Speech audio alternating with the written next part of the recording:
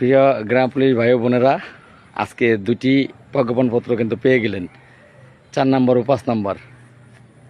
একটা হলো সকল বকেয়া বেতন যা আছে ইউনো স্যারদের নির্দেশ দেওয়া হয়েছে সকল বকেয়া বেতন দেওয়ার জন্য।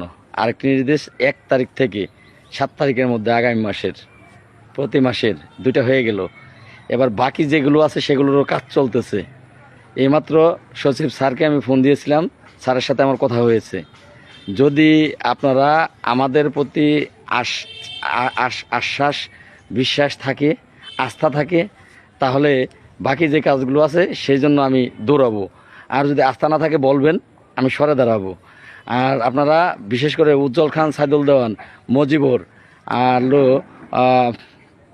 এদেরকে থামান, যারা আছে এদেরকে থামান। যদি এদেরকে না থামান তাহলে কিন্তু আমি দৌড়াবো না। এক বাক্যে যদি আপনাদের আমার প্রতি আস্থা এবং বিশ্বাস থাকে, সবগুলোই আদায় হবে, একটাও বাদ যাবে না।